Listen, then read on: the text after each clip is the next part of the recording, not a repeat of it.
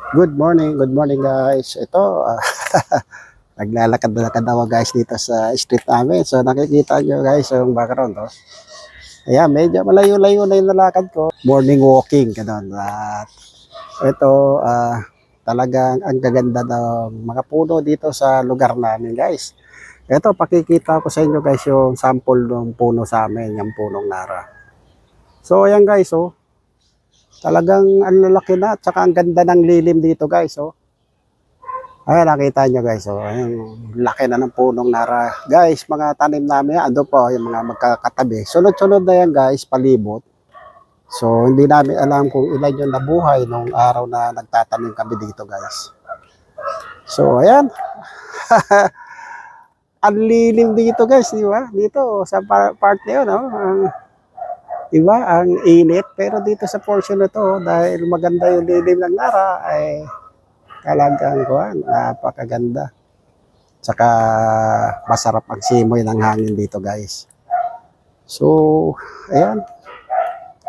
At kaya pagka diretso nyo guys, ang daan na yan, paikot lang yan guys, dito rin ang labas nyo, dito sa portion na to. So, parang roundabout lang yan, kasi yung gitna nga yan, katulad ng mga nababanggit ko dati, ay open space po yan. Yan po yung gagawing open part sana namin, kaso yun, hindi ho kaya ng aming subdivision na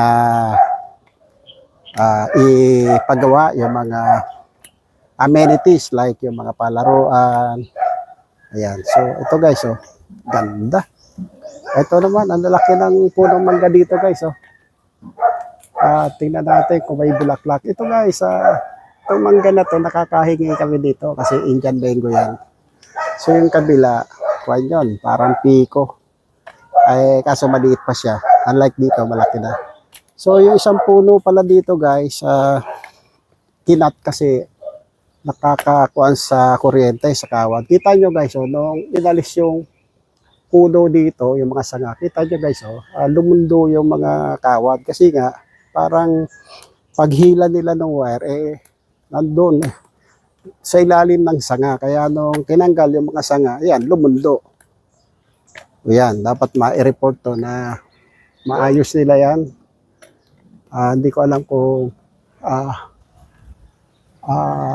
kwento, kawad ng kuryente o ano. Parang cable ng fiber ata yan. So guys, ito. Yun, nandito na guys tayo sa papunta sa amin. So, laki pa guys talaga dito. Ayun, pagka na-clear to guys, kitang-kita na yan ang lawak ng open space natin. So, kita nyo ba, lalaki talaga ng mga purong nara. Oh. Ganda, ang ganda sa may kabilang side do guys. And dito na lang tayo at ako'y pauwi na sa amin. So yung guys, siguro babalik ako doon sa may construction site mamaya o bukas uli pagka gumawa sila uli doon ng yung dabagan ko kasi guys yung mga foundation at may dilalagay kami doon sa foundation. So ayun, at bago buhusan kailangan mailagay yun at kasama sa mga dapat gawin. So hanggang dito na lang po at magandang umaga po sa inyo lahat. Bye-bye po.